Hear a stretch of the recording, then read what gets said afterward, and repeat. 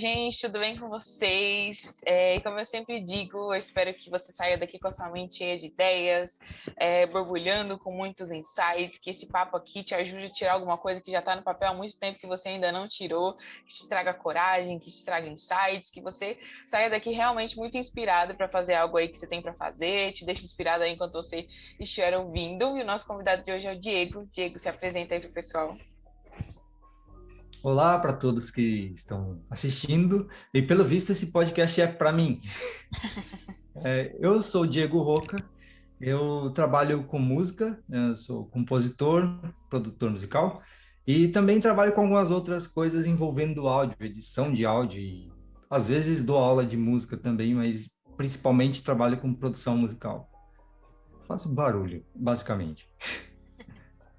Show. Eu sou de São Paulo, ela falou que era para falar do lugar de onde eu estava falando, esqueci disso. Sou de São Paulo, Zona Sul do São Paulo aqui, Zona Sul do Zona Sul do Zona Sul, que é Grajaú. E estou por aqui, espero trazer alguma coisa de útil. Obrigado pelo convite desde já. Bora lá. Eu costumo fazer alguma pergunta aleatória para o convidado no começo do nosso papo, e a pergunta de hoje é: qual é o seu hobby? Qual é a coisa que você faz quando você não está trabalhando? O que você gosta de fazer? Cara, essa pergunta é mais difícil de responder, porque, assim, enquanto eu estou trabalhando, eu estou tentando colocar em prática aquilo que eu estou tentando perceber dos outros quando eu estou no meu hobby, por assim dizer. E é um negócio que parece clichêzão, mas é muito real. Não desliga.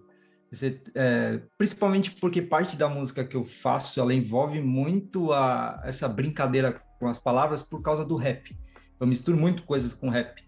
Então, chegou um ponto da minha vida que o meu hobby é ficar pegando palavras e tentar dobrar elas para ver se eu consigo achar coisas para fazer.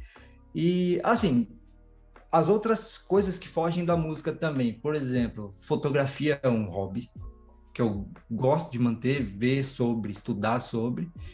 E qualquer curiosidade, eu acho que o meu negócio é ficar caçando coisa, é conhecimento inútil, assim, que no meio da conversa eu vou puxar uma coisa que ninguém tem o menor interesse, mas eu sei daquilo, e o pessoal, legal, beleza, mas e aí? Então, é útil para mim, mas eu não sei se sempre para os outros, para quem eu estou contando, sabe? Basicamente é isso. Você falou que você é músico, eu queria que você me contasse como que foi essa sua iniciação aí na música. Desde pequeno você já foi muito envolvido com isso? Ou foi algo que, com o tempo, você foi percebendo que você gostava? Me conta um pouco sobre isso. A música, ao longo do tempo, eu percebi que eu herdei ela, né? Porque o meu avô, ele tocava sanfona e ele não sabia ler, nem escrever, nem nada disso. Ele tocava de ouvido, tocava forró, assim, era doideira. E a minha avó cantava com ele ali e tal.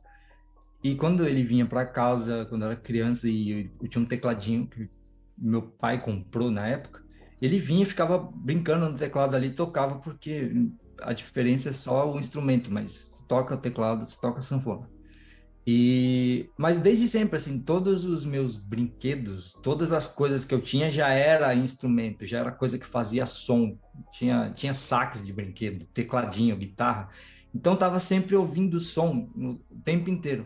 Então, quando eu tentei cantar pela primeira vez para uma criança, deu certo, porque tava no tom ali. Então, eu fui meio que encorajado a isso. Então, meio que virou aquela coisa que, se você tem alguma facilidade para isso, as pessoas vão começar a reconhecer isso em você e te incentivar. Então, aí veio o cara da igreja que tocava, né, na guitarra na igreja, ele me ensinou a tocar umas melodias no teclado, era coisa de criança mesmo, era 2 dedinhos, assim. Só que eu conseguia perceber as coisas de ouvido, percebia padrão, quando uma coisa ia acontecer na música de novo, esse tipo de coisa. Então, quando chegou uma idade que eu já podia ler sozinho, pesquisar sozinho, a primeira coisa que eu fui ver foi como faz. Eu ouvi uma música, eu queria saber como faz, sabe? Como tira esse som? Por que que é tão interessante esse tipo de coisa, assim? Isso é um processo muito longo, mas que veio para esse caminho por causa do ouvido em si, né? estar ouvindo som o tempo inteiro e começar a reconhecer isso. Então, meio que eventualmente chegou um dia que eu parei de ouvir só por e gostar e brincar e pensar, por que não tentar aprender a fazer as próprias, né? Legal. Eu sempre fui muito envolvida com música também, mas não a esse ponto, assim. Eu canto, mas Uhum, não sou uma exímia cantora, não. Eu canto, assim.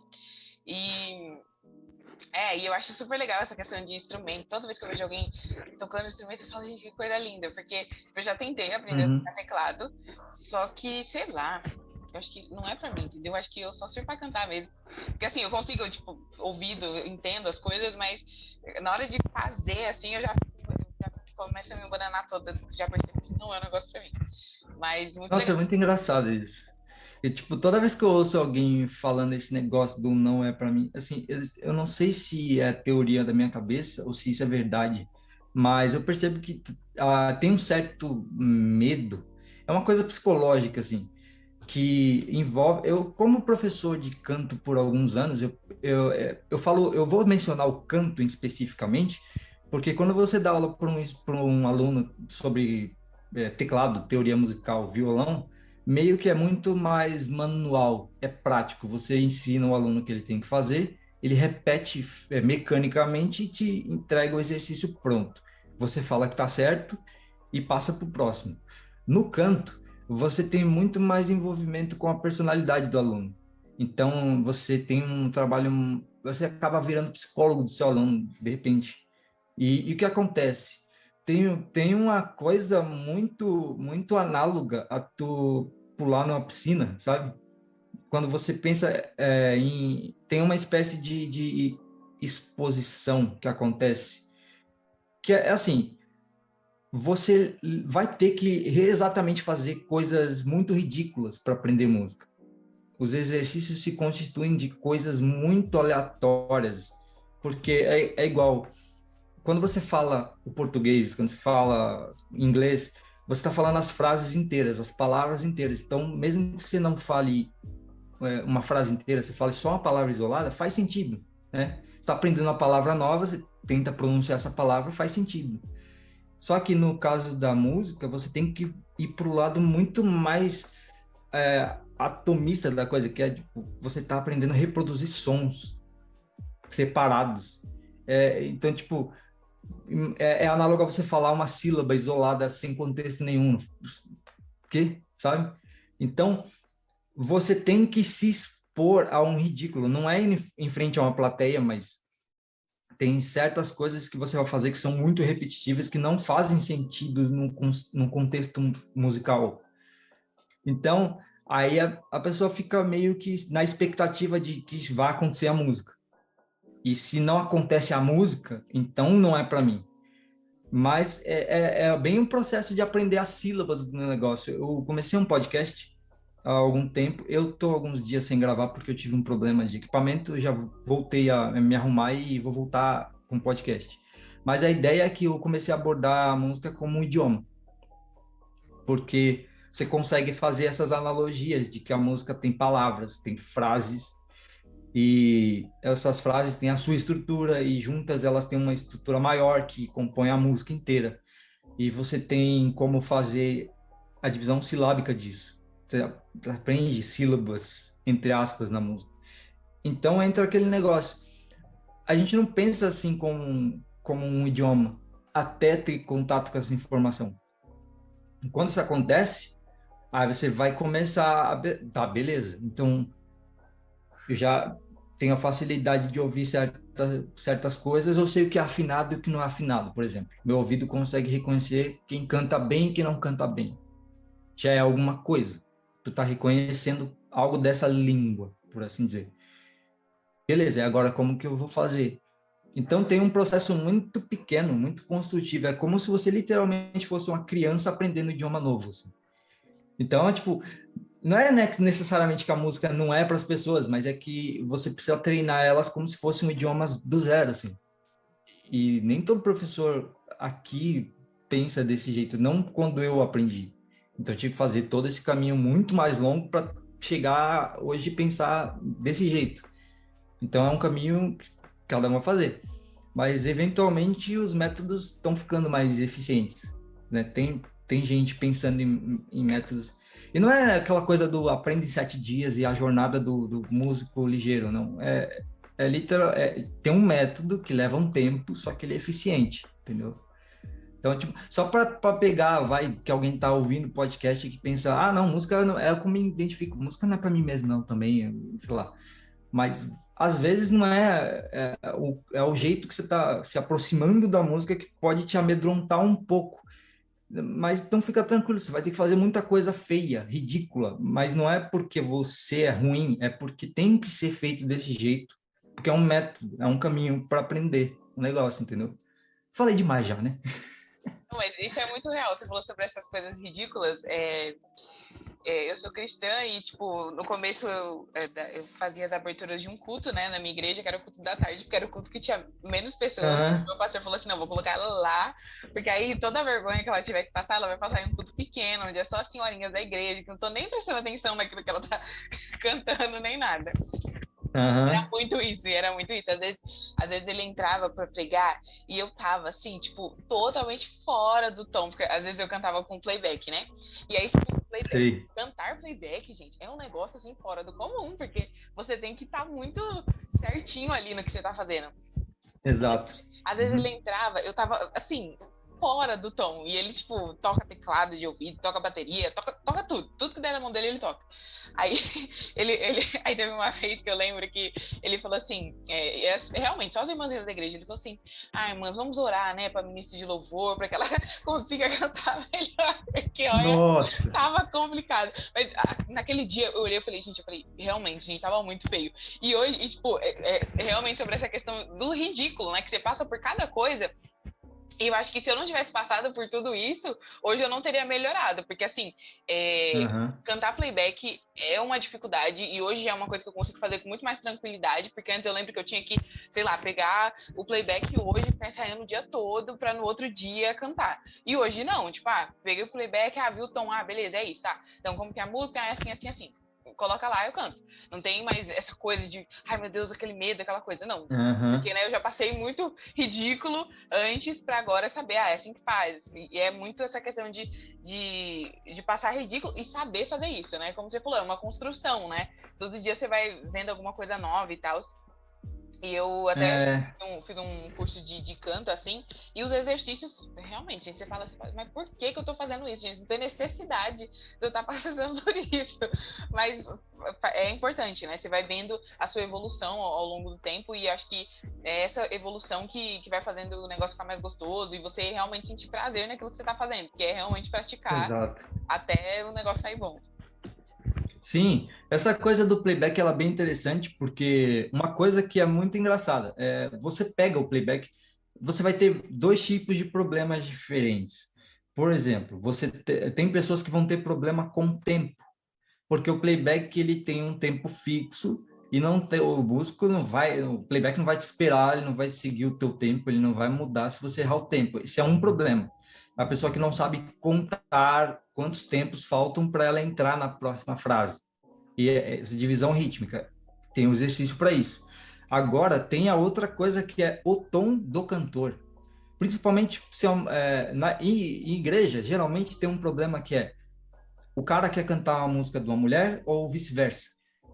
E aí as extensões são totalmente diferentes. E uma coisa assim, você está cantando fora do tom do playback. Mas aí, se eu desligasse o playback e você continuasse cantando, você ia estar cantando a melodia da música provavelmente certo, só que no teu tom. Uhum. E aí, se eu pegasse o violão e cantar e começasse a te acompanhar no teu tom, a música começaria a acontecer.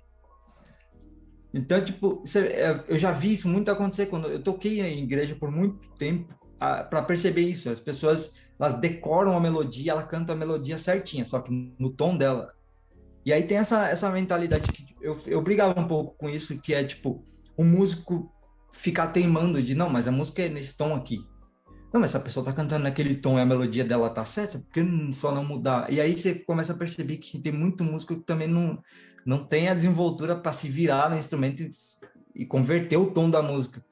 E eu aprendi a fazer isso por causa de um outro músico que ele viu que eu estava tentando fazer isso. Uma vez ele me encorajou a continuar. Porque geralmente tem muito essa coisa de, ah, não, mas esse não é o tom da música. Tá, mas e a pessoa está cantando, você vai acompanhar ela, né? Aí quando o cara viu que eu meio que parei, o pessoal falou, não, gente, vamos fazer no tom da pessoa que vai dar certo. E aí dá certo, a pessoa fica mais tranquila, ela fica, nossa, peraí, tá. Até o jeito dela cantar muda, porque ela percebe que a banda e ela tá em harmonia agora, entendeu? Então, tem muita coisa que, assim, é questão de você identificar o padrão da música, não porque a música está em sol maior. Tipo, a música ela tem um desenho melódico que cabe em qualquer tom. Se a pessoa começar a cantar em qualquer tom e a melodia está correta, você só muda no instrumento. E uma coisa que eu sempre faço é pegar o. Vamos supor, pega um violão abandonado num lugar X, tem pessoas ao redor, eu começo a tocar qualquer coisa, sequência de acorde que me vem na cabeça, e as pessoas geralmente esperam, mas que música que você está tocando aí? Ela tem que ser uma música, tem que ser uma música que eu decorei. Aí você fala, não, eu tô tocando aqui, tipo, às vezes você toca um acorde que leva a outro, e leva a outro, e você vai indo. É que nem uma conversa, acordes que fazem sentido, você começa a improvisar ali, uma sequência de acorde X, a pessoa espera que seja uma música conhecida, pronta, assim. Então, no Brasil, eu demorei muito tempo para achar professor que pensa desse jeito, que é tipo, você conhecer música a ponto de ter uma conversa fluida, manipular os sons para você conversar musicalmente e não só ter decorado uma sequência de acordes ou uma sequência de notas, porque isso vai ser de ajuda para uma pessoa que está cantando fora do tom do playback, porque às vezes a pessoa sabe a música e não tem noção de como fazer isso, né? De encaixar. Aí o músico tem que ajudar.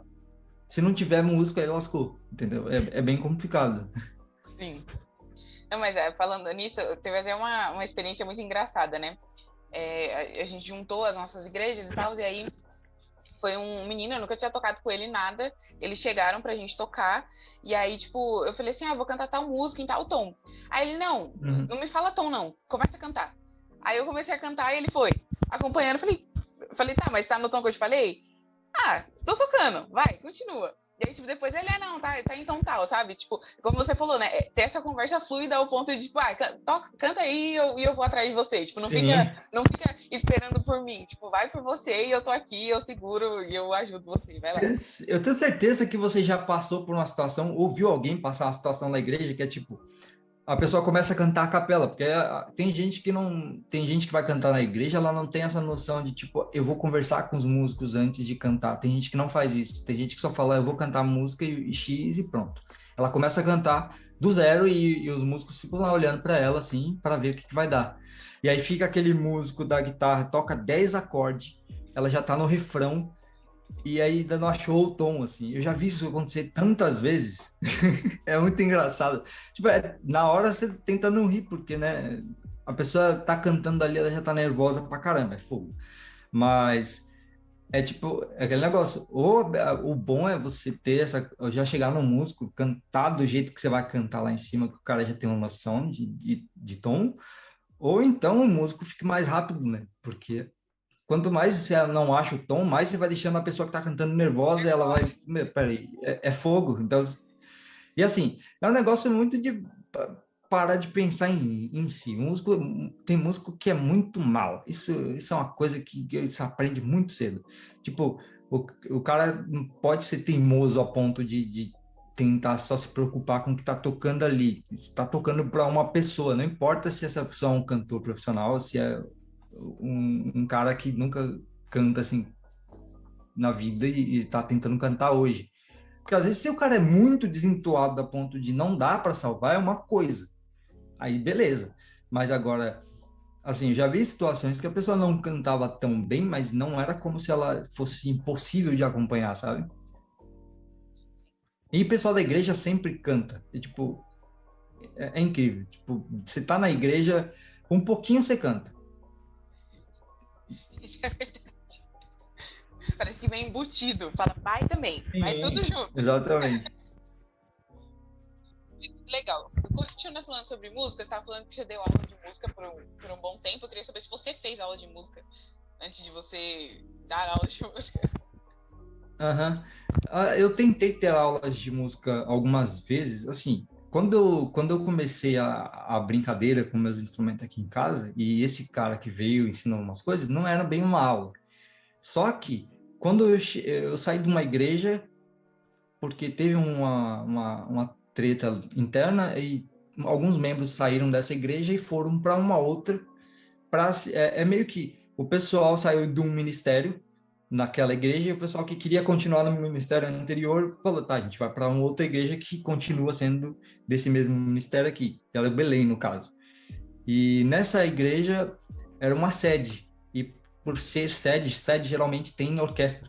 Na época era uma banda de fanfarra, não era bem uma orquestra com violino, era só aquelas bandas bem de exército, assim, era só instrumento de sopro e aquelas zabumba, pratos, aquele negócio. E eu tinha 6 para 7 anos, eu ainda não, eu estava em fase de entrar na escola e tal. E aí eu fiquei encantado, porque eu nunca tinha visto tanto instrumento na minha vida. E aí levou coisa de 2 anos para eu finalmente descobrir que eles iam dar aula de música, mas assim, leitura de partitura, tocar na flautinha doce e decorar as coisas, né, os exercícios, as figuras e tal. E eu levei um pouquinho de tempo ali tentando aprender, e o professor, ele tentando me corrigir, porque eu trocava a mão, eu ficava...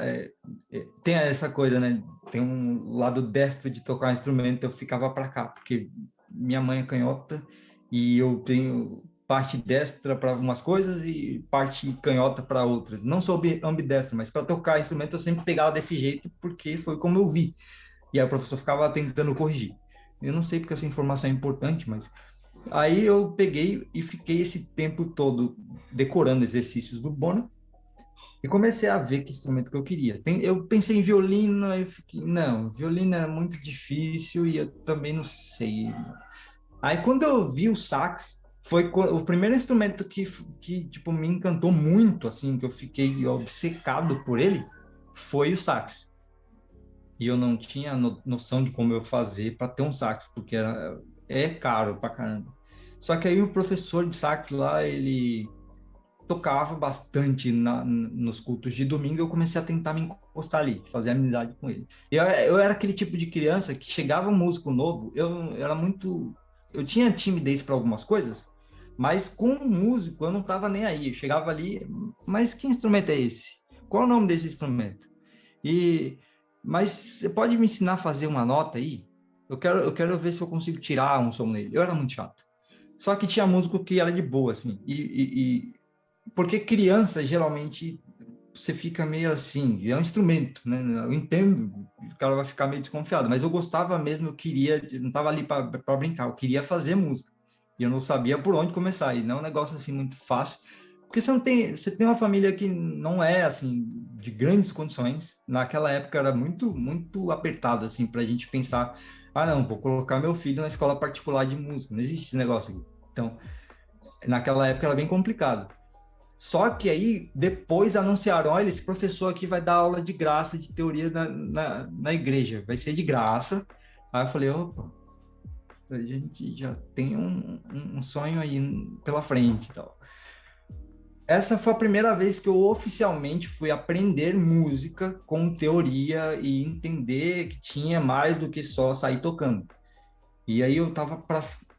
Assim, eu entrei na igreja, tinha 6 para 7. Eu fui entrar, de fato, na aula de música, eu já ia para 9, eu estava no 8 e pouco, assim. Então, foi muito tempo sendo torturado, vendo o instrumento dos outros, enchendo o saco de músico, assim. Só que tinha violão em casa, bem velho, assim, que eu ganhei, e tinha o tecladinho, que depois queimou. Então, eu nunca parei de ter contato com música, mesmo não tendo o professor. E por que que isso é importante? Porque, assim, tem muita gente que entra cru na aula de música sem essa percepção que eu falei antes. Não é todo mundo que chega já, tipo, ah, eu tenho uma disposição para música e eu vou fazer música. Algumas pessoas só acham bonito e quer aprender. E elas aprendem, depois elas ficam boas nisso. Mas o ouvido é um pouco subestimado. Então, tipo, eu meio que tive essa sorte de ficar ouvindo e tocando, ouvindo e tocando, ouvindo e cantando. Inclusive, eu recomendo, se você quer tocar instrumento e não canta, mesmo que você não tenha vontade de cantar, se você aprender a cantar, isso vai te ajudar muito, porque isso aqui vem muito mais a te ajudar do que só decorar as coisas. No começo, decorar é bom, mas quem vai te valer aqui na música é o ouvido, não é possível, né? Então, assim, depois, como eu falei da parte de eu dar aula, eu tive lá para os 12, para os 13 anos, quando eu já comecei a estudar sax, eu também comecei a fazer aula de canto. E o professor que dava aula na igreja também, professor que dava aula de graça na igreja, ele foi o cara que me fez aquele clique de você pode fazer os seus arranjos em casa, porque ele fazia os arranjos para a gente cantar. Ele gravava a voz dele separada, ele fazia uns instrumentaizinhos dele no computador e mandava, ele levava para a igreja e a gente cantava por cima. E eu, olha só, interessante. Então ele faz isso na casa dele. Tá, como faz isso? Aí eu fui encher o saco dele. A idade passou, mas eu continuei sendo o cara que ia. Ah, tá, beleza, esse negócio interessante que você faz, vai me ensinar ou não? Aí ele me deu um CD de computador que era o primeiro programa assim que tinha para fazer esse tipo de coisa. Eu comecei a copiar ele, né? Comecei a fazer o que ele fazia, os exercícios que ele fazia. De vez em quando eu perguntava, e esse cara que canta aqui, esse americano aqui, ele canta, ele faz esse negócio com a voz aqui, é diferente. Como faz isso? Conforme eu fui vendo assim o que ele ia me explicando e ia pesquisando, eu juntei essa informação. E lá na frente eu comecei a dar aula na igreja, e então não foi profissionalmente ainda. Era assim, tinha um monte de gente cantando e eu era o cara que sabia dividir as vozes. O cara que sabia, tipo, ensinar para as pessoas como cantar essas vozes. Então eu comecei a passar isso para frente só porque eu estava na igreja e tinha esse espaço para mim, assim. E ajudava com essa coisa da divisão da voz. Até que começa ali, uma igreja aqui, umas pessoas aqui querem fazer a aula, querem aprender. E aí eu comecei a ensinar o quê? O que eu tinha aprendido na minha aula de canto. Depois eu comecei a fuçar na internet, ver artigo, ver história de certas coisas, ver nome de técnica, essas coisas. Essa parte mais técnica mesmo, eu fiquei um bom tempo fazendo pesquisa sozinho, bem autodidata. Assim, depois dos meus 12, 13 anos, o meu estudo musical começou a ser muito autodidata full time, assim. Eu tive esses professores de partitura, teoria e tudo mais. Quando eu estava executando o que eles me ensinaram, aí eu parti para a internet, comecei a ver vídeos de tudo quanto era coisa e ler a apostila, essas coisas. Quando passou muito tempo, eu fui dar aula profissionalmente, assim, lá para 2014, lá na BBM, e aí foi quando eu conheci o Renato. Foi uma época que eu tinha feito umas audições, passei nessa audição para fazer backing vocal, e eu fui cara de pau. Falei com o Fernando na época, dono da escola. Falei, olha só, eu estudei música, eu dou aula para algumas pessoas em igreja, eu contei a real, eu não sou profissional, mas eu sei do conteúdo porque eu estudei. Se você precisar de alguém para dar aula aí, eu tô aqui. E eu falei, é claro, mano, os caras têm os professores da raiz coral, você acha mesmo que eles vão me chamar? Mas eu falei. E aí ele me chamou, eu fiquei surpreso assim, né? Porque foi aquele negócio, você entra no espaço da galera que você acha assim, top tier, e isso é a cara de pau, né? Pensei, talvez ele chame pelo menos para trabalhar servindo um cafezinho aí. Mas ele me chamou, eu fiz uma espécie de estágio lá dentro. Aí foi quando foi finalmente ter contato com um professor técnico de verdade, que aí já não era mais lendo artigo, esse negócio assim, era um cara que tinha um método de ensino de verdade. O Renato era o cara que tinha um puta método, o Saas também e foi assistindo a aula dos caras que aí eu comecei, ah, tá, então eu não sabia de nada, né? Aí eu tive que reaprender tudo do zero de novo. Foi aí onde as coisas começaram a mudar muito tecnicamente para mim. Conversa de novo, aí era aquela coisa. Eu fui encher o saco do Renato. Falei, mano, e essa coisa aqui? Como faz? O que acontece aqui quando canta assim e tal? Aí eu fiz amizade com ele e aprendi. Foram os 2 anos mais intensivos da minha vida nesse tempo. Porque foi aonde você começa a voltar para casa e você ouve as suas gravações, você ouve o que você cantou antes, você começa, mano, o que que eu tava fazendo na minha vida? Porque agora você está lidando com profissionais, né? Os caras estão ali ensaiando o tempo inteiro, treinando o tempo inteiro, o negócio soa redondinho. Você começa a tocar na igreja e você fala, meu Deus, alguma coisa deu muito errado. Você não é mais a mesma pessoa, sabe? Então, aqui começa o profissional em formação. O cara que, não, tá, beleza, vou fazer isso, mas não é assim o cara da igreja que ajuda, quebra galho dos outros. Eu quero fazer isso profissionalmente. Para onde eu vou agora? E aí ter contato com a BBM foi o lugar onde eu pensei, tá, é um caminho bem longo, mas dá para fazer. Porque agora tem os professores aqui. E nisso, Depois disso eu tô é, aqui. e nisso você continuava Ah, fazendo suas produções, suas gravações, melodia e tudo mais, ou você deu uma parada durante esse tempo? olha só, uma coisa que eu fiz muito nessa época, com esse disco que eu ganhei de programa assim para produzir, uma coisa que eu fiz muito foi eu fiz muita coisa para mim que eu nunca terminei, eu nunca postei em algum lugar.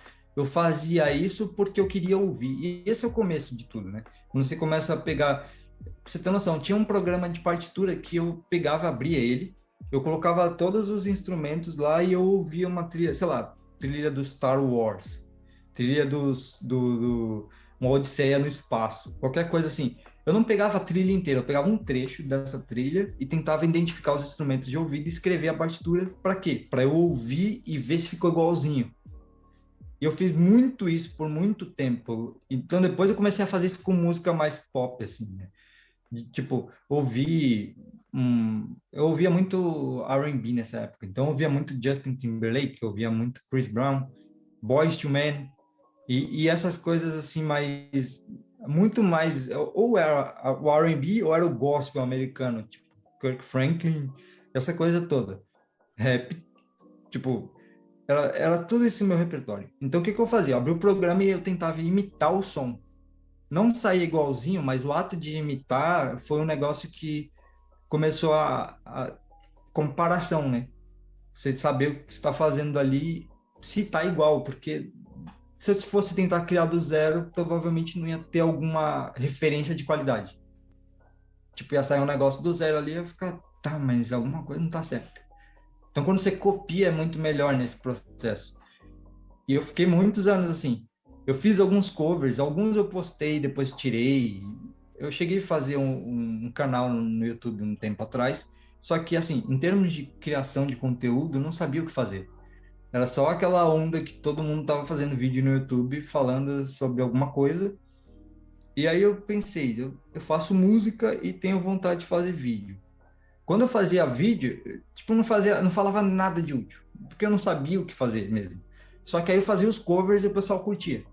Então eu cheguei a fazer, nessa época, eu fiz uns covers, fiz cover do Thiago York, fiz um cover de um jazz lá, eu fiz alguns outros covers, Priscila Alcântara. Depois eu deletei esses covers, acontece muito, a gente faz isso. Só que o que acontece? Esse processo de criar uma música inteira, mesmo sendo cover, agora já com a minha cara, né, colocando o meu jeito de tocar em cima, é um treino. E tipo, não dá para pensar agora mais em, tipo, começa do zero e já faz uma música sua do zero. Porque você não tem uma referência e, tá, vamos supor que você tenha. Você sabe que música que você quer chegar perto. Se você não imitar perfeitamente como tudo está arranjado ali, você não teve o processo físico, que é aquela coisa, eu sei o que eu quero fazer, mas fisicamente eu nunca fiz. Então a probabilidade disso dar errado é grande. Então você vai ter que ficar tentando assim. Então cover e tanto do instrumental em si, como cantar igual uma pessoa é muito útil. Então esse tempo da BBM foi isso, fazendo cover, fazendo coisa igual, e eu ficava mandando para alguém. mandava para ou para amigos ou mandava para o próprio Renato. Eu cheguei a mandar muita coisa para o Renato e ele falava, mano, aí era bom, porque ele era o cara que ele tinha a disposição de falar, mano, isso aqui tá rolando não, ó. Essa nota aqui, ó, você tem que mudar essa frase aqui, você tem que, sei lá, respirar desse jeito. Você, sei lá, não tá definindo, parece que eu tô sentindo que tá X, ou ele começa a descrever com detalhes o que tá errado. Aí é a melhor coisa que você tem para fazer, porque quando finalmente chegou a hora de pensar em criar mesmo, eu já tinha imitado muita coisa, já tinha feito muita coisa que eu nunca mostrei no sentido de postar oficialmente em um canal ou em alguma plataforma, mas tinha alguém criticando nos bastidores. E aí, com essas informações, você começa a ter de onde eu vim, para onde eu vou, o que que eu faço, por que tá errado, por que que não chega, né? E assim, quando você para de ouvir música em português e começa a ouvir música em inglês, e você faz música, você fica pensando, por que raios é tão difícil chegar na sonoridade dos caras? O que que é? Por que que é tão difícil? Então, mais um motivo para copiar, porque você vai errar muito, assim. Aí depois de um tempo você começa, tá, beleza, agora faz sentido. É um longo processo, mas copiem coisa dos outros. É um processo de aprendizado. Isso serve para texto também. Às vezes, tipo, alguém tá ouvindo aqui não tem nada a ver com música e fica perdido, assim, mas quem escreve também tem muito a se beneficiar disso, né? Por exemplo, sei lá, copiar a linguagem de escrita de um escritor em específico, assim. Escrever um bom tempo igual esse cara, usando as mesmas metáforas, o mesmo sarcasmo, ou sei lá, mesmas palavras. E aí você copia um, copia outro, copia. Uma hora você vai ter o seu texto, entendeu? E copiar. É isso. Legal. E Estou aí? aqui defendendo o plágio no seu. Mentira, brincadeira. Ai, meu Deus. Eu lembro que quando eu te conheci, você tinha acabado de lançar seu álbum, que depois eu fiquei sabendo que você tirou do ar e que você está refazendo o álbum todo de novo. Não sei se você ainda está fazendo isso, se não está fazendo isso. Mas, quando Ah, eu sim. vi pela primeira vez, assim, é muito isso que você falou, sabe? Uma hora você chega na comunicação certa, na comunicação que é você. E o seu som, assim, é muito único, assim, sabe? É muito diferente de tudo aquilo que eu tava acostumada a ouvir. Tanto que, tipo, pra mim foi tipo, caramba, que legal, sabe? Eu queria que você falasse um pouco sobre isso, como que foi que, depois de tanta experiência, que você falou, tá, acho que agora é hora de eu construir algo meu, como que foi pensar em melodia, como que foi pensar em letra, como que foi todo esse processo, assim, e por que que você tirou do ar? Você falou, ai, não é isso, não, eu quero fazer outra coisa diferente. Me conta um pouco desse Ah, tá. processo. Bom, eu tive um problema. Esse álbum, como você disse, né? Quando você depende muito do que tipo de coisa você vai fazer quando você quer ser um artista. Isso é uma coisa que eu não pensei naquela época. Isso eu fui aprendendo enquanto fui me desenvolvendo como um autor de um projeto. Mas que você tende a ficar muito mais consistente se você sabe que tipo de artista você quer ser, que tipo de coisa você quer falar. E eu fui pelo lado introspectivo da coisa, que é você. Tem muito artista que faz isso e muita, assim, aquele cara que cria um universo lá fora da cabeça dele, assim. Ele pensa, esse universo aqui representa de fato quem eu sou, minha vida, só que eu quero colocar isso de um jeito legal, de um jeito que conte uma história e que tenha algumas características ali que não vai ser literalmente você só contar a sua biografia, você vai colocar isso de uma forma artística. Isso é muito difícil de fazer, principalmente porque tem uma coisa, eu acho que o grande problema, assim, que eu enfrentei para lançar de fato, foi o artista, primeiro, que ele nunca acha que está pronto o trabalho, e a outra coisa é a autoexposição. Você literalmente está se expondo. E é uma coisa que você pensa, não tem volta mais. A primeira vez que você colocou aquilo diante do mundo, você é de fato aquilo para as pessoas. Então, eu tive alguns problemas, outros técnicos também. Por exemplo, não é como se Diego fosse um nome mais único do mundo, Você começa por aí, então você quer colocar tudo em ordem, né? Eu sou muito metódico com esse tipo de coisa, eu quero tentar deixar tudo arrumadinho, assim. E é muito difícil. Hoje, eu repostei o álbum, porque, assim, eu tava aprendendo a fazer um álbum inteiro na prática. Eu sabia, tem aquele negócio, aprender a fazer música é uma coisa. Agora você quer criar um arco. Você quer fazer um álbum de 15 faixas, né? Tu tem que ordenar as faixas de um jeito X. Tem a conexão entre elas e você tem toda uma coisa só para entregar e você tem que conseguir fazer aquela coisa de comecei o álbum, você tem aquela primeira impressão. Quando a pessoa sair na última faixa, ela não pode sair tipo, tá, beleza. Tipo, você tem que a ordem das músicas podem causar uma bagunça assim. De tipo, se você não colocar ela na ordem certa, a pessoa pode sair entediada na última faixa, sabe? Então é bom ter esse tipo de pensamento, leva bastante tempo. E teve uma outra coisa que foi a técnica. Eu nunca tinha mixado um álbum inteiro sozinho no computador de casa, assim. Então deu muito trabalho. Eu repostei com o meu nome mais, né, meu, porque tem uma época que eu postei com um nome artístico muito difícil de digitar e não deu muito certo, que era tipo, hoje tá Diego Roca. E eu repostei esse álbum, só que eu refiz a master. Eu ia mexer nele, só que um amigo chegou e mandou uma real para mim. Falou: olha só, esse álbum já tá feito. E é isso aí. Você pode corrigir algum erro técnico que você fez para soar bem, mas o álbum já tá feito. Então aí o que que eu fiz? Eu mexi na master, porque foi ali onde eu estraguei algumas coisas. E é um negócio muito difícil de você pegar na primeira vez, porque tem aquele negócio, se você mexe numa frequência a mais, assim, você deixa sobrando uma frequenciazinha ali, a sonoridade inteira da música fica estranha. O computador tem esse negócio no processo ali que eu não estava sabendo lidar antes. Que, assim, você não fez antes. Então, o que que eu fiz? Eu peguei todas as faixas na mix pura, por assim dizer, que era só tava tudo arrumadinho, bonitinho, afinadinho, soando bem, só que não tava no volume certo, que é para você postar nas plataformas e ficar soando igual, assim. Eu falei, tá, eu vou refazer o negócio do volume e corrigir algumas coisas ali que estão erradas e pronto. É isso. Então, eu repostei só com essa correção, porque senão eu ia mexer e ia virar outro álbum mesmo com as mesmas letras e tal. Então, se meu amigo não tivesse dado esse toque, talvez eu tava até hoje fuçando, fuçando alguma coisa assim. Mas o que acontece? Esse processo o álbum foi muito engraçado, porque na época eu queria criar um personagem e eu queria ter essa coisa. Eu não sabia exatamente o que eu estava fazendo, mas isso é uma coisa que a gente tem por instinto. Por isso você vai ver um monte de artista fazendo isso ao redor do mundo, assim, que é você condensar em um personagem vivendo um arco, uma saga, o que você acredita que é a tua vida naquele momento.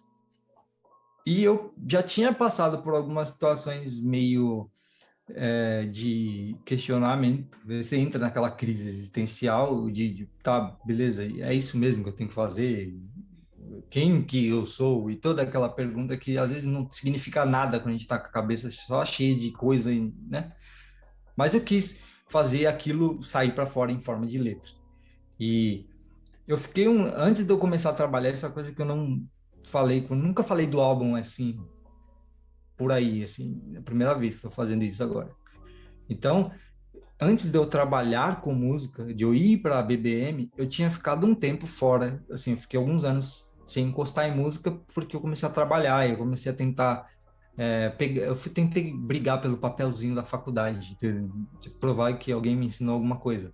E aí eu comecei a fazer, trabalhar, e estágio, e aí você começa a lidar com aquela coisa de tudo que você acredita, se não tá verdadeiro, se não é seu, nada faz sentido, não, por que que eu tô aqui mesmo? E é coisa de adolescente, né? Todo adolescente passa por aquela coisa assim que não entende muito. Eu queria fazer alguma coisa significativa disso. Então eu pensei, tá, eu não vou chegar e falar, né, eu tava com depressão e qualquer coisa assim. Não, eu queria construir uma história onde o personagem ele quer descobrir alguma coisa E ele quer sair de uma situação onde ele tem tá nessa ansiedade para lidar com isso. Então, quando você vai ter muita referência ali a tempo, por exemplo, que é a sensação de estar atrasado, por exemplo, aí você vê que você não é você e suas ideias o tempo inteiro, né, única e nem autoral 100%, porque se você for assistir Alice no País das Maravilhas, tu vai achar um coelho louco, branco, com um relógio na mão dizendo que tá atrasado. E é óbvio que isso aí é uma referência à ansiedade, sabe? E aí tem referência a trem. Por que que tem trem naquilo? Eu estava estudando sobre o hip hop naquela época. E hip hop você leva para Nova York e você vê tanto trem na tua frente que aí você pensa, tá, beleza, o que que eu posso fazer o trem representar aqui? Eventualmente o trem vira essa constante que é de você onde está aqui para onde você está indo, assim. O trem vira um portal para o futuro, uma coisa meio louca, assim. Então, assim, ficou muito aleatório, porque eu pretendo construir alguma coisa em cima disso depois. Quero continuar isso, mas a ideia é você tá lidando com a sensação de que tá atrasado, com ansiedade, você não sabe o que vai fazer, se tá certo, se tá pensando em fazer, e será que eu tô perdendo meu tempo? Será que, assim, eu tô aprendendo alguma coisa de útil? Será que é isso mesmo, assim? E aí eu fui escrevendo conforme vinha as ideias. Inclusive, tem música que eu escrevi literalmente dentro do trem, porque é para ficar tudo muito consistente, assim. Mas, em questão de referências, assim, você vai ver que tudo que eu ouvia desde quando eu me interessei pela música americana tá lá, né? Tem referência ao Kirk Franklin, tem referência a Boyz II Men, tem referência ao Chris Brown, não referência pensada propriamente dita, mas eu ouvi tanto que uma vez ou outra você pega uma coisa dali, outra coisa dali, e é natural isso acontecer. Então, pensa assim, que é único porque é um monte de coisa misturada, mas se você desconstruir, você consegue achar de onde vem cada referência ali, né, sonora. E tem uma coisa que eu quero manter, um padrão que eu comecei nesse disco, que eu quero ver se eu consigo fazer em algum próximo disco, que é a ideia de a intro, ela lembra uma coisa meio cinemática, né? Então, uma vibe muito de filme, ela é muito mais... Ela parece que está preparando o campo meio que emocionalmente para você entrar no disco de fato.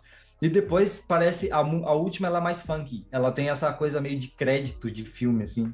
Parece que acabou a penúltima música e começa a rolar os créditos assim. Meio série anos 90 assim. Eu fiz isso meio que de propósito, eu quero tentar continuar isso de um jeito que continue conectado com o primeiro disco. Eu tô tentando fazer isso já. Eu tô escrevendo as coisas para um segundo disco, mas eu tô num processo muito mais complicado do que o primeiro. Acredite se quiser. Tá mais difícil agora. Porque tem muita coisa que eu escrevi que hoje eu passo por ela assim, eu penso, mas eu escrevi isso mesmo? Foi eu, assim? Tem coisa que eu paro e penso, nossa, como que eu fui parar? O que que eu tava... Eu nem sei se eu tava pensando tão propositadamente assim, mas eu acertei, assim. É o primeiro disco, nem tudo é 100% proposital, óbvio. Mas agora que você sabe do que está falando e quer continuar com um propósito, sabendo que você tem uma história para continuar, você fica, caramba, aquilo eu acertei, mas não estava tão diretor de filme assim. Agora eu tenho que continuar isso. Tenho que me estudar, me entender lá e combinar isso com eu de 29 quase, porque naquela época eu tinha 24 para 25 anos. E agora eu estou indo para 29. Então, minha cabeça é totalmente diferente. Tem um monte de coisa que já mudou em termos de quem é esse personagem, o que que ele acredita hoje, comparado com antes, já teve essa distância, assim. Então, como você liga os dois? Então, essa é a minha fase atual agora. Como que eu faço aqui? Eu estou vivendo meu primeiro álbum para tentar chegar no segundo. Legal. Parece que sua forma de produção é muito visceral, né? Uma coisa que precisa estar muito, tipo, dentro de você para sair para as pessoas. E acho que a maioria dos artistas é muito assim mesmo. Tipo, a pessoa tem que Uhum.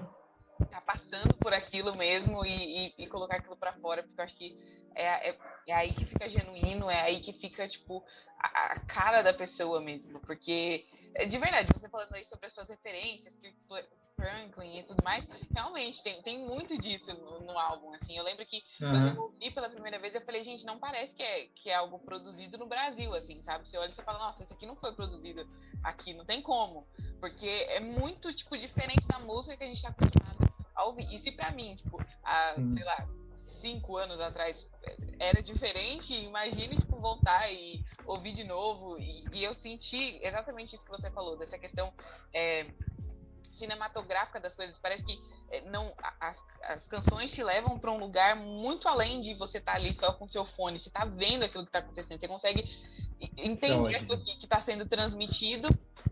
Tem muito a ver exatamente com isso que você está falando, né? Eu acho que fez muito sentido para mim naquela época, exatamente por isso, essa questão do tempo, essa questão de ir de um lugar a outro, porque eu estava exatamente nesse momento. Então acho que é realmente um álbum que traz muito de você e muito da sua essência e de tudo aquilo que você viu e ainda vê sobre esse tempo todo. E aí eu queria que você me contasse um pouco sobre o processo de criação de letra e tudo mais. Como é que você faz? E melodia. Como que funciona isso para você? Quando você pensa em uma música, Uhum. a melodia vem junto ou não? Ou você vem a letra e aí você fala, ah, beleza, tá, eu vou pensar que pode soar bem e tal. Como que funciona esse seu processo criativo de sentar, escrever música ou só acontece? Uhum. Ó, é um processo muito de montagem de quebra-cabeça. Mas a melodia é a parte mais fácil para mim. A minha parte mais difícil é a letra. E isso porque, como eu falei, o meu começo com música foi com melodia. Então, é aquela língua que você aprende a falar naturalmente. Então, tem certas coisas que são meio que padrõezinhos. E a melodia a música inteira ela é assim, ela cria uma tensão e ela resolve.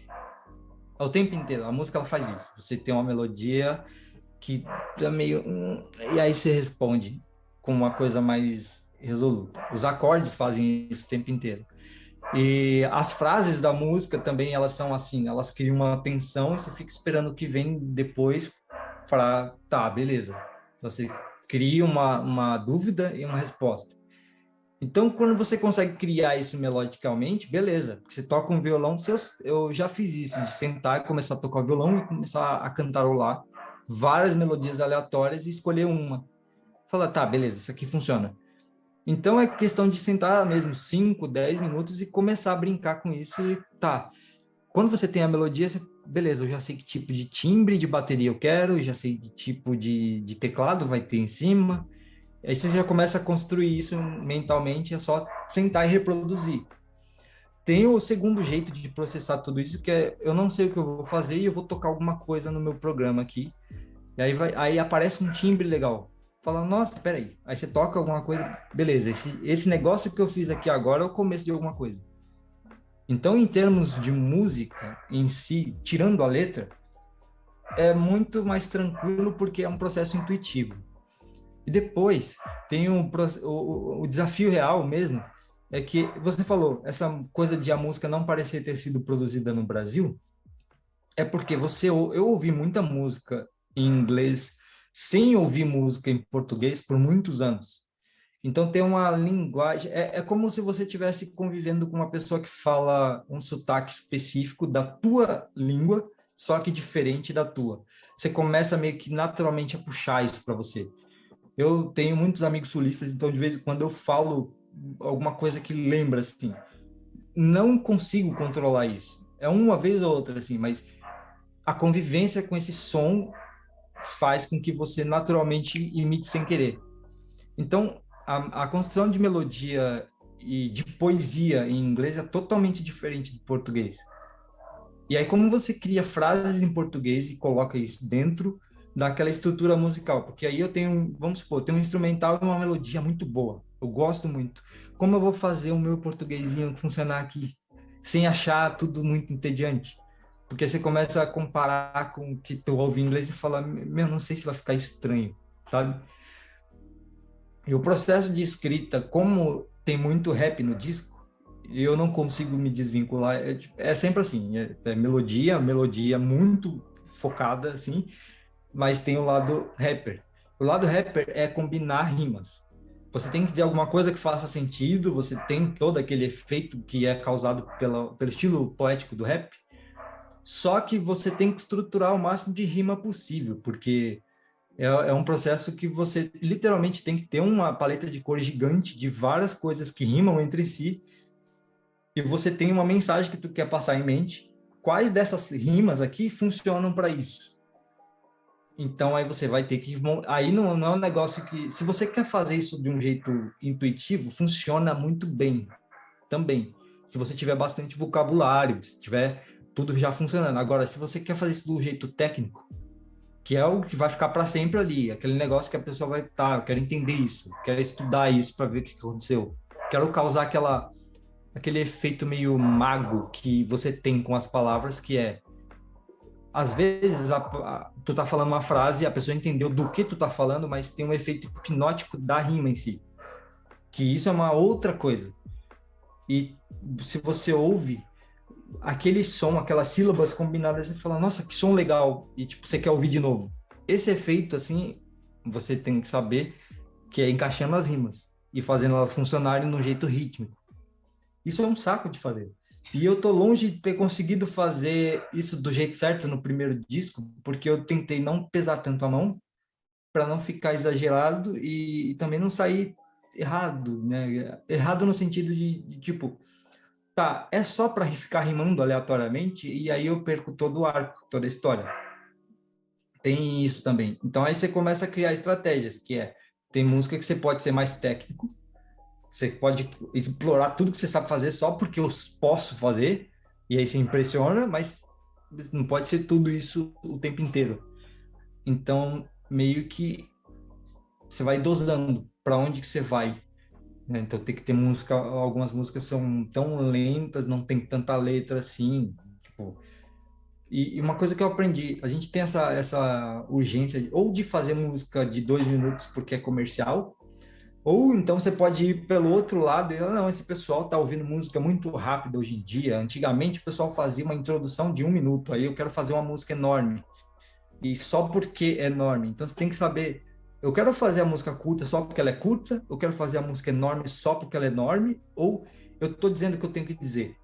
Porque tem umas músicas lá que não tem nem 2 minutos no disco, tem uns interlúdiozinhos que eu falo, meu, eu escrevi o que eu tinha que escrever, e eu acho que eu disse tudo que eu tinha que dizer nesse trecho. Se eu escrever mais, estraga. Então, às vezes, tem umas faixas que são curtinhas, assim. E, e tudo bem, sabe? Então, é um processo muito, assim, tipo... Se você quer seguir fórmula, tem várias. E não tem como não seguir, porque música funciona assim, com formulazinha, como eu falei antes.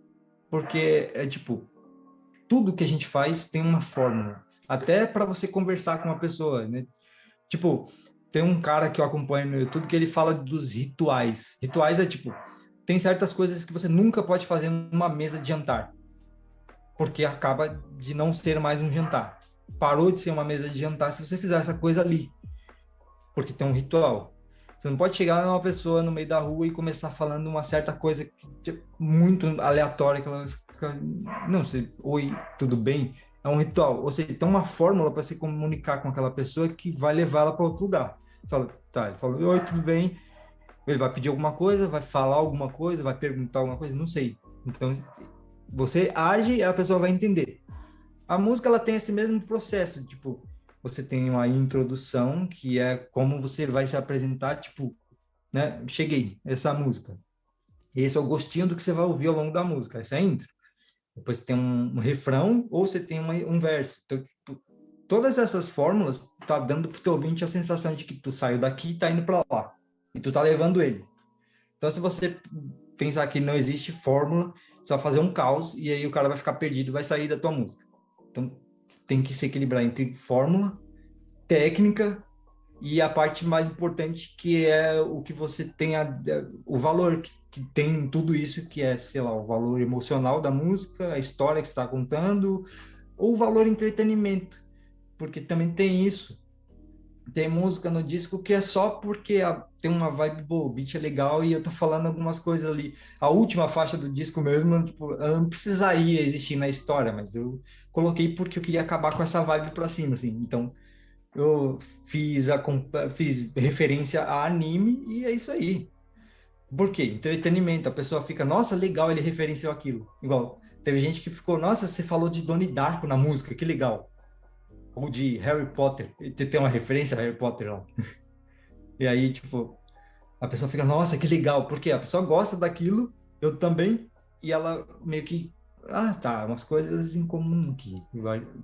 Já sei de onde ele tira as coisas, as imagens, para dizer o que ele quer dizer. E eu fiquei muito feliz de tu falar sobre a parte visual da música, porque tem isso também. E isso é uma coisa muito viva na música americana e no rap americano, que é de, tipo, o cara usar as palavras de um jeito visual que você ou vê muito, ou se ele está falando de uma sensação física, se você está descrevendo uma situação como uma situação totalmente física, que você sabe qual é, você fala, ou ela pode ser muito pesada, às vezes ela pode ser muito nojenta, dependendo da situação, depende do que você está dizendo e que tipo de personagem é você. Então, se você tem uma vibe, um personagem mais good vibes, assim, tu vai ir por um lado. Se tu quer passar se tu tem uma imagem um pouco mais agressiva, tu vai por outro. E aí tem palavras que tem esse shape agressivo. Tem palavras que não faz sentido numa música agressiva, então você tem que saber. E aí, de novo, é aquele processo de misturar intuição com técnica, sabe? Então, mano, é um processo bem assim. Hoje em dia ele é complicado, mas já é divertido, porque você começa a saber onde achar referência. E assim, uma coisa que, se eu tô falando de música, e principalmente de rap, e eventualmente eu vou ter que falar do Eminem, porque basicamente em termos de fora da parte composicional, da melodia, da harmonia, da voz cantada, o lado do rap, assim, tem umas coisas que eu comecei ouvindo de Lauryn Hill, de Nas, Kendrick Lamar, mas quando eu comecei a entender do que se tratava o que o Eminem faz, é que eu comecei a falar, nossa, como faz isso aqui, mano? De novo, o como faz? Porque aí o cara pega essa coisa de trazer a imagem e a sensação física para um nível muito em esteroides, assim. Você lê a letra do cara e você tem todas as reações que você deveria ter com aquela situação real, assim. E rima muito, é muita rima por segundo. Então, a minha expectativa é que eu consiga levantar um pouquinho o nível no próximo, assim. Eu tô muito ansioso para ver o que vai sair, entendeu? Você falou um pouco sobre essa questão comercial e era uma pergunta que eu já tinha para fazer para você. É que hoje em dia É. a música ela está sendo consumida de uma forma totalmente diferente do que ela era consumida anos atrás, né? Antes a gente tinha os Uhum. CDs e que, como você falou, tinha toda essa conversa, assim, a primeira música, a última música, tipo, tudo casava. E hoje em dia a gente vem vendo essa distribuição de música muito diferente do que era antes, né? Antes era um álbum, ele saía todo junto. Hoje não, hoje você tem um álbum, mas aí sai um single, aí depois sai outra música. Tipo, essa questão de lançamento, essa questão de comércio, assim, em torno da música, e que eu acho que é válido também, mas pela forma que você tá falando, assim, eu percebo que você é mais raiz, né? Mais Uhum. realmente desse pensamento da música, de lançar tudo junto, porque tudo junto tem uma história para contar ali, que eu não sei, se você soltasse de forma aleatória, poderia contar a história também, mas acho que a sua visão é mais soltar tudo junto, mas eu queria que você falasse um pouco sobre o que você tem visto desse novo jeito de consumir música, né? Como as pessoas têm consumido agora e o que você acha desse movimento que vem se criando aí ao longo dos anos de single e de aquilo que você falou, né? Ou eu tô fazendo uma música muito longa só para ser muito longa, ou muito curta só porque é mais fácil, ou um refrão que repete várias vezes só porque é chiclete e é fácil da pessoa cantar. Eu queria que você me falasse um pouco Uhum. sobre isso. Mano, deixa eu ver como que eu coloco isso de um jeito assim. Vamos, digamos que a gente tá meio que. Como a gente, eu digo, quem produz conteúdo para a internet, seja aí de música ou não, a gente tá meio que tendo o que servir uma galera que não consegue lembrar o que almoçou ontem, assim. E a maioria dessas pessoas não passaram dos 13. Apesar de algumas ter 30. Mas, enfim, piadas à parte, o que é o seguinte, você tem disputa por atenção, né? E tem o lance do algoritmo. Então, se você quer mesmo se manter relevante numa plataforma, você tem que ter uma consistência em termos de frequência, de quanto você aparece na coisa. A menos que tu tenha um nome tão grande assim, que tu pode ficar 10 anos sem apresentar nada para o teu público, e quando você posta um A no Twitter, o pessoal, eita, acho que vem coisa. E aí as pessoas mesmo já têm uma base de fã. Tu tem que ser bom de marketing. Caso contrário, se tu é um artista iniciante, a primeira coisa é, eu penso muito em equilibrar a carreira a longo prazo, que é você manter uma consistência no que você está fazendo e tem uma base de fãs que estão acompanhando a sua história, estão acompanhando o que você está fazendo ali, e a longo prazo pode começar a acontecer alguma coisa. Ou você pensa no sucesso imediato, é onde você tem que abrir mão das fórmulas, não da música em si, mas as fórmulas de produção de música, de conteúdo. E equilibrar os dois, usar elementos da música comercial e tudo mais, eu acho que de boa, se você souber fazer, isso é uma coisa que você tem que aprender com o tempo. Você tem que começar a usar a máquina contra ela mesma, assim, para você tentar chegar lá. Mas uma coisa que é muito interessante observar também, que você está nessa coisa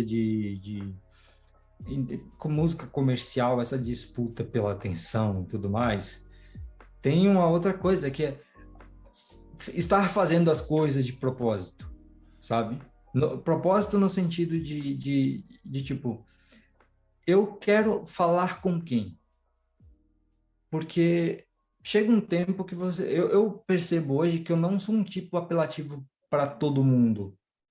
Nesse sentido de, tipo, é uma música que fala com todo mundo, que agrada a todo mundo. Como, por exemplo, você pensa em comediante que fala com todo mundo, o Whindersson Nunes, por exemplo. Que ele tem aquele humor que você tem 12 anos, mostra pro teu pai, e aí teu pai vai lá e mostra pra tua avó, e todo mundo gosta dele. Tipo, e isso não é uma crítica ao cara, isso é um mérito dele. Ele consegue fazer isso e tá de boa com isso. Mas chega uma hora que o teu conteúdo ele começa a nichar para um certo público. Então, tenta apelar para uma galera que é muito mais abrangente, principalmente a galera que tá porque hoje em dia o pessoal faz música para quê? Para estourar no TikTok. Tipo, você tem essa estratégia de criar um hit que vai explodir e tal. E às vezes funciona, mas tá, e aí depois? Porque o tanto de gente que tem um, dois hits só e tal, esse é um problema um. O problema um é querer se consolidar como artista e tentar usar técnicas imediatistas para explodir. É uma coisa que você vai ter que apelar, você vai ter que ser muito chamativo, você tem que competir com uma galera que tem muita necessidade de atenção na internet.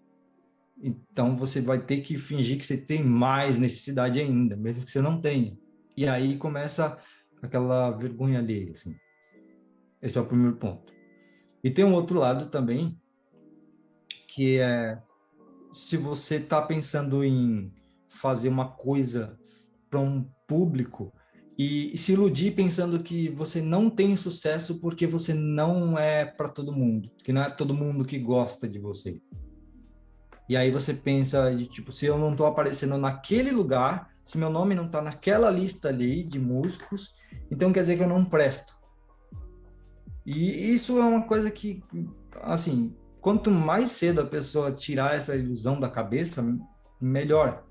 Porque é legal você ter essas conquistas. Tipo, cara, eu falo isso porque toda vez que o Eminem solta uma música, ele quebra um recorde. Ele tá sempre ali, quebrando número, fazendo esse tipo de recorde. Beleza, legal. Mas eu venho de outro lugar. Eu não, sou um artista independente. Eu faço 100% do meu trabalho sozinho e eu não sou tão bom de marketing assim. Então, se eu começar a usar a formulazinha que estoura, a probabilidade de dar uma merda é gigante, porque eu não tenho uma grana de fazer marketing, eu não tenho um conhecimento de fazer marketing, e eu vou só descaracterizar o tipo de artista que eu sou por um tempo, e talvez eu estoure essa música. E quando descobrirem o resto, não é a mesma coisa, entendeu?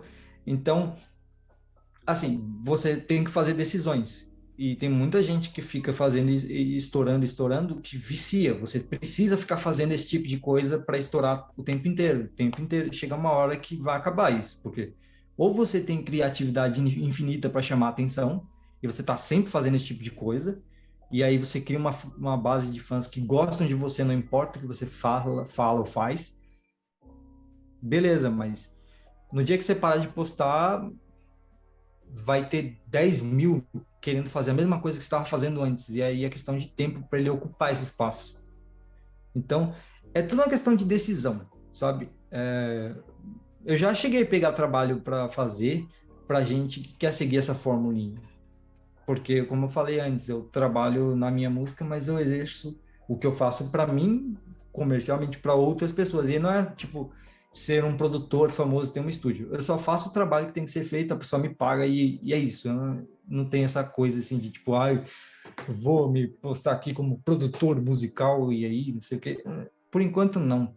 Eu só exerço, eu presto um serviço. E aí o que acontece? Você vai ter todo tipo de cliente. Você vai ter o cara que quer fazer música porque a música é o hobby caro dele. Ele trabalha com outra coisa e ele é bom com música, ele quer fazer a música e tem dinheiro para gastar nisso.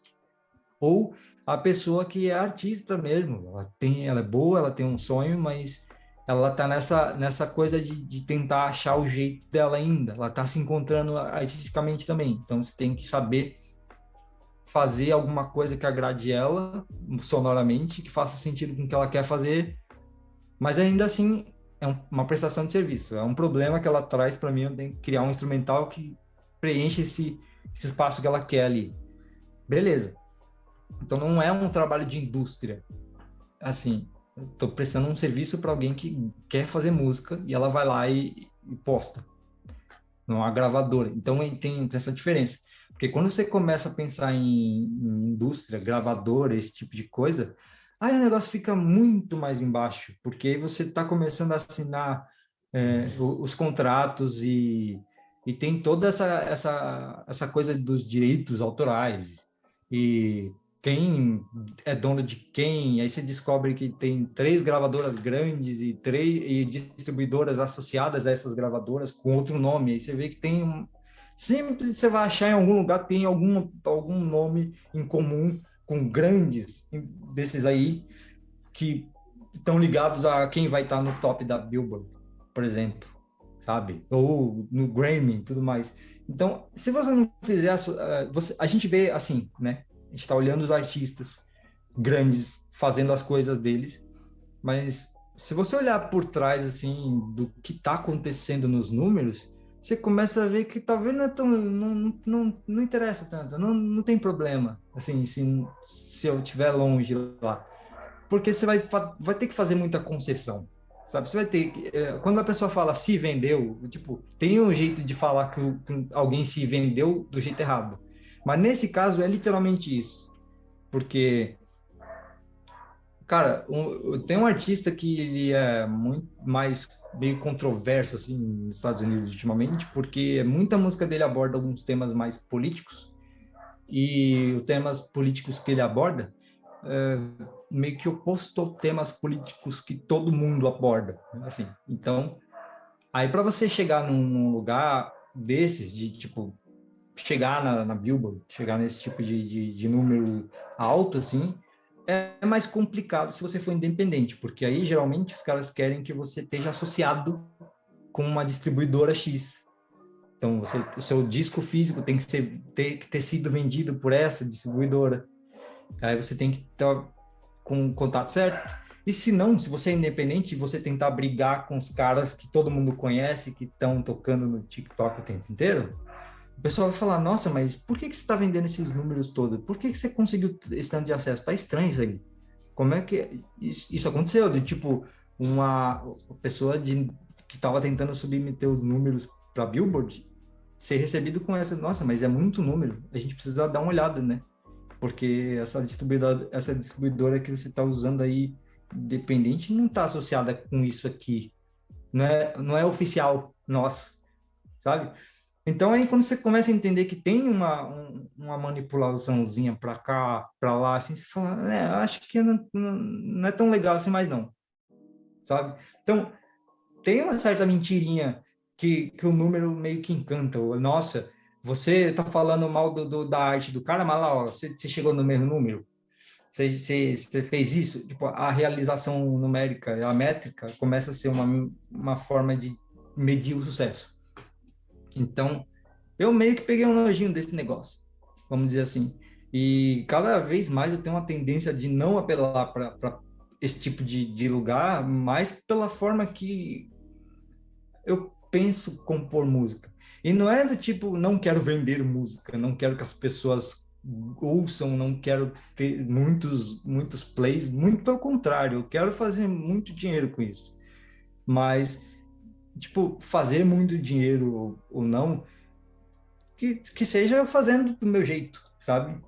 Não tem nada melhor do que você querer fazer aquela metáfora que alguém vai falar, nossa, mas isso aqui para nossa gravadora acho que é meio complicado.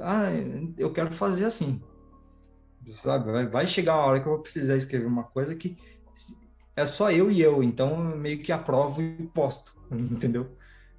Então tem muita coisa que você tem que pensar quando você vai pensar em entrar na indústria, porque é igual, por isso que o YouTube tomou um espaço da TV, né? Porque hoje nem tanto, assim, tem um pouquinho mais de controle, mas nesse sentido era que você vê que a TV é tudo muito roteirizadinho, muito limpinho, assim. E aí quando o YouTube deu esse espaço para a galera ser um pouco mais real nesse sentido, aí você vê que ela começa a tomar o espaço. Coisas que nunca vão acontecer na TV. E não são necessariamente coisas erradas ou pesadas, não. Tô falando só coisas que não são muito scriptadas, assim. Isso é natural, a indústria ela é muito limpinha, ela quer colocar patrocinador lá, quer ter uma galera que fala tudo muito comedido, assim. Então, se bem que a gente está falando de uma galera que não fala tão comedido assim na música, a música tem muito mais espaço para falar o que quer, só que aí é aquele negócio, tu tem que estar associado com as pessoas certas e do lado certo, comercialmente falando, sabe? Verdade. Diego, indo pro final, eu queria que agora você me desse aí 5 Uhum. dicas que você daria para um compositor iniciante, um músico iniciante, alguém que tá começando agora, alguém que tá ouvindo o nosso papo falando, caramba, eu quero fazer o que esse moço faz, hein? Queria que você desse aí 5 dicas que você queria ter ouvido quando você estava começando. Tá, 5 dicas. Beleza, esse é o tutorial, então.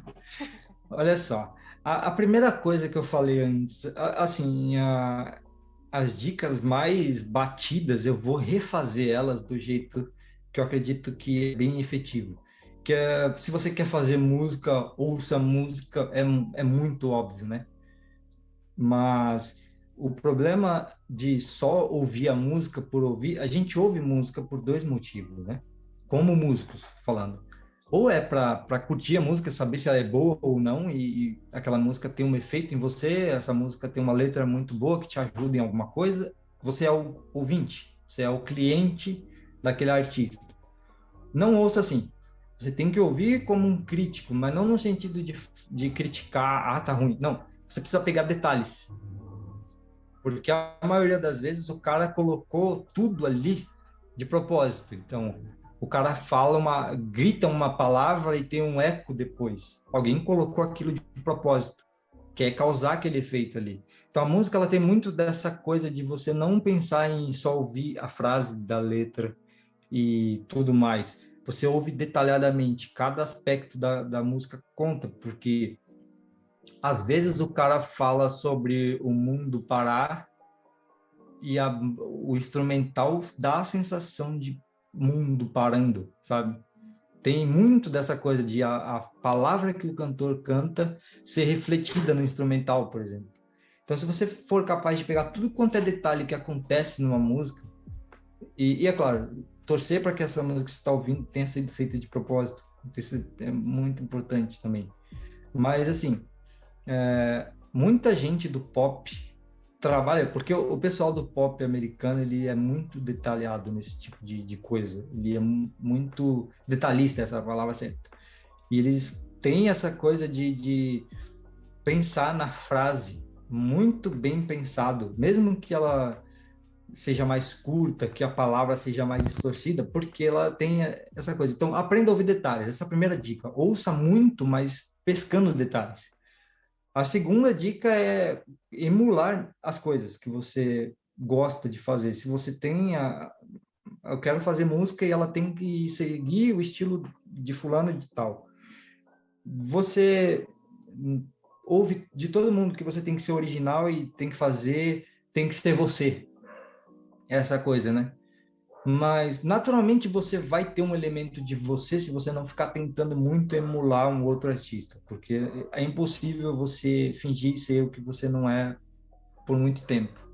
Então, copia sim, copia, mas não precisa você postar para o mundo. Tipo, faz esses laboratórios de imitar muita coisa, mas muita coisa mesmo. Se seja em violão, sei lá, é um cara que toca violão, seja um cara que escreve rap, seja um cara que escreve pop, imita o estilo, faz exatamente o que aquele artista faz e vai colecionando isso, né? Porque essa imitação que eu falei antes de você, se você gosta de vários estilos de música, melhor ainda, porque você imita um cara do rap, você imita um cara do pop, aí tem uma música que não tem nada a ver com nenhum dos dois, que é tipo de outro país, nem fala em inglês e tal, mas você gosta, e aí você imita alguma característica disso, você vai juntando todo esse negócio, eventualmente, quando você tiver a ideia final, você vai ter essa mistura de tudo, e vai sair naturalmente, tem coisa que você não precisa pensar, igual o lance do trem que eu falei. Foi uma coisa que inconscientemente eu vi tanto que eu comecei a pensar, e se eu usar isso aqui? E aí naturalmente vai, sabe? Então, aí você vai ter outra coisa, a personalidade, que aí agora é o tipo de personagem que você vai ser. E não é um personagem tipo manipulação das pessoas, fingir ser quem você não é. De novo, todo mundo é, de certa forma, um personagem em cada ambiente que tá. Então, se eu tivesse na roda de amigos no bar, eu ia estar falando de outro jeito, totalmente diferente. Não faz sentido num podcast, por exemplo.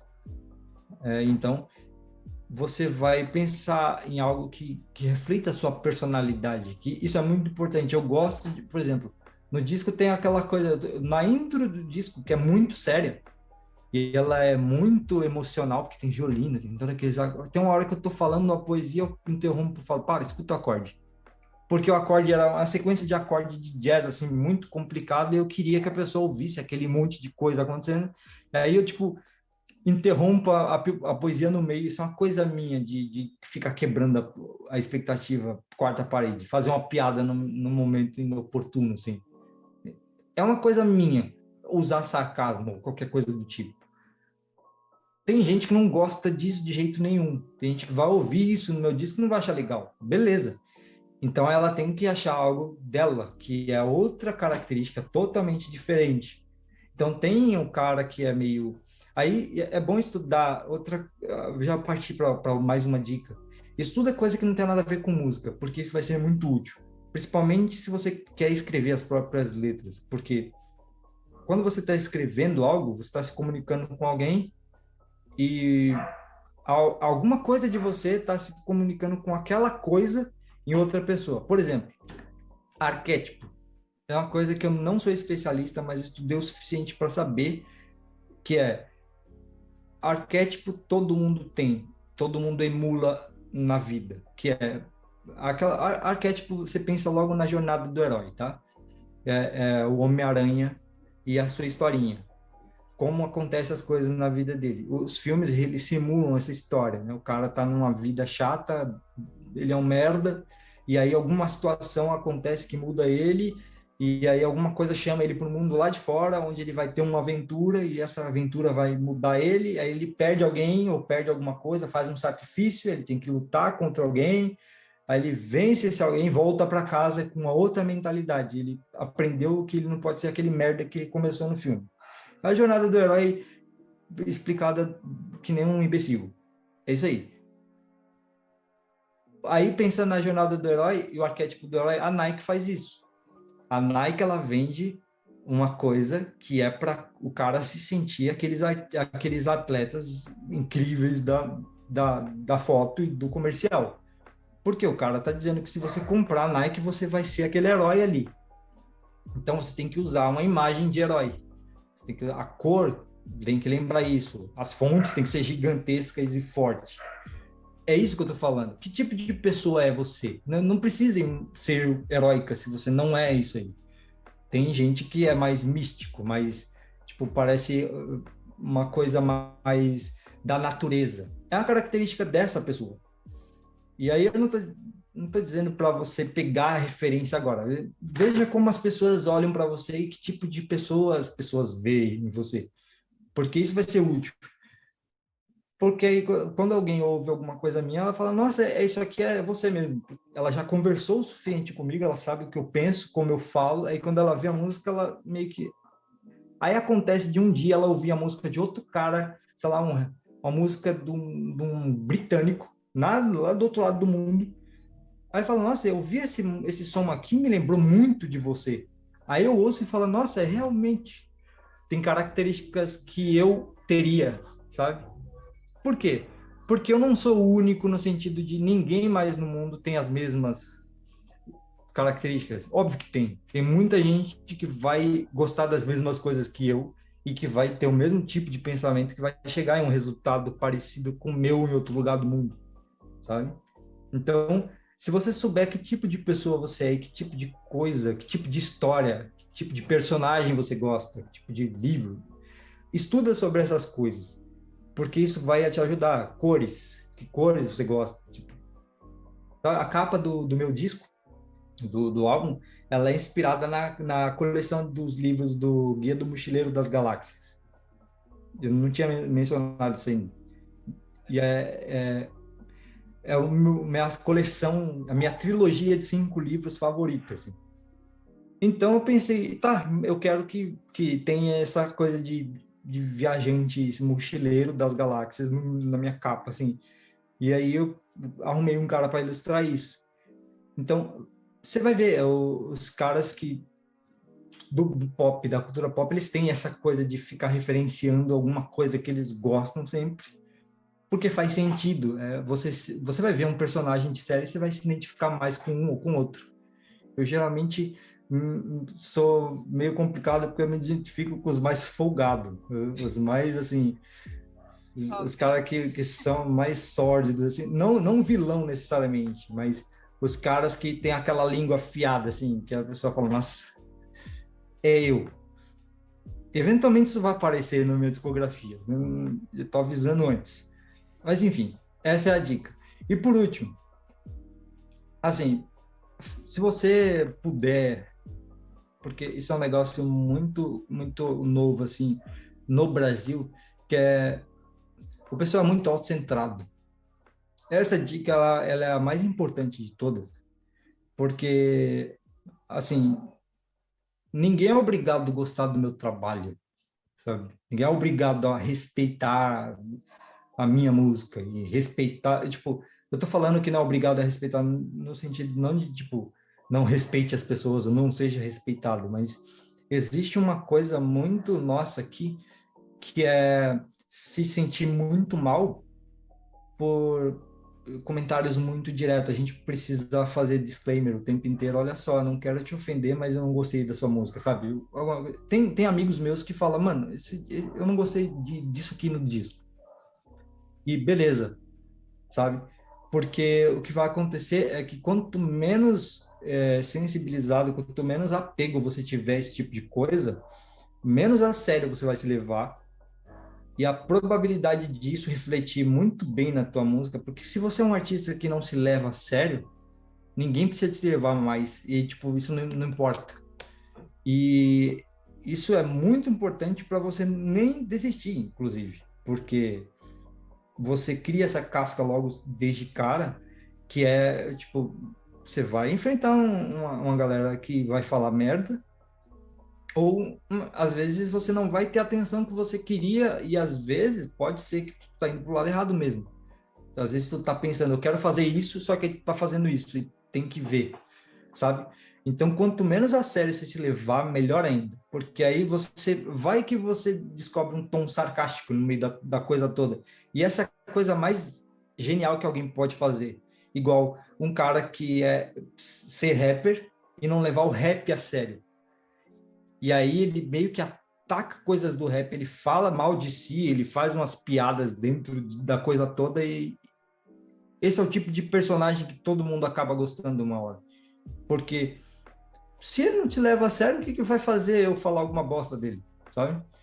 Então, essa é a coisa que as pessoas se levam muito a sério no Brasil, não é só artista, as pessoas em geral, assim. Então, quanto mais rápido você criar uma casca, todo o resto do processo vai ser de boa. E aí, essa parte final vai ser o que vai garantir essa proteção, vamos dizer, de certos desconfortos na vida. É isso que eu tenho a dizer. Achei ótimas dicas, hein? Já espero que você que está ouvindo aí já tenha anotado, esteja com um caderninho aí Anote isso anotando. aí, que vai fazer diferença, viu? Diego, queria te agradecer muito de verdade por você ter estado Ah, aqui. que isso. Foi um papo muito gostoso, de verdade. Eu não senti a hora passar, você estava falando e eu estava realmente muito, Nossa, assim, na minha dentro. cabeça eu fico aqui, eu falo, nossa, já tô falando demais. Ela não me interrompeu ainda. E eu tenho duas coisas, ou eu tô falando demais, ou eu tô falando sério há muito tempo, e meu cérebro não me deixa ficar sério, assim, tipo, eu tô falando sério e a pessoa tá prestando tanta atenção, vidrada, assim, aí meu cérebro começa, faz uma piada, estraga esse clima de sério, porque você não é assim, você não é tão sério assim, cala a boca. Então, tipo, meu cérebro fica girando aqui, e aí não, eu preciso falar que ela perguntou, eu preciso terminar a explicação sem estragar tudo.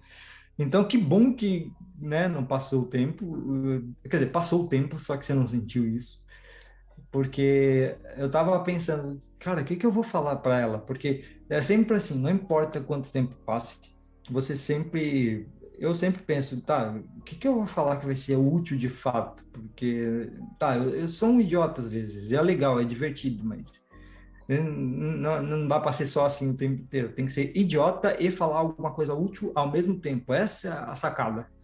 Então, eu espero que você aí do outro lado tenha gostado dessa conversa, e eu agradeço pelo convite, porque eu fiquei, nossa, me chamaram para conversar num podcast. Eu estou começando a ficar importante, será? Ai, será que eu tô famosa? Será? É sempre muito bom quando alguém aprecia, assim, é aquele negócio, né? Eu devia ter procurado falar desse disco antes, mas tudo tem um tempo. Agora foi você que prestou atenção no álbum, ouviu, tinha detalhes ali. E é essa coisa, né? Que fica mais fácil falar sobre sabendo o que a pessoa viu ali, né? Isso é muito bom. Então, é bom, já ouçam isso aí, vejam o que vocês acham também. Já eu vou deixar o link aí em algum lugar, porque eu estou precisando de plays. Gente, socorro. E é isso.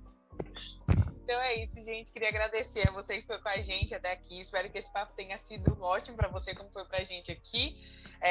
Se você está assistindo a gente pelo YouTube, não se esquece de curtir, de comentar, de enviar para algum amigo. Se você não é inscrito, se inscreve, ativa o sininho aí para receber notificação quando o vídeo sair. Se você está ouvindo a gente pelo Spotify, não esquece de seguir, não esquece de ir lá, dar play, entendeu? E é isso aí, gente. Espero ver vocês no próximo Boomcast. Tchau, tchau.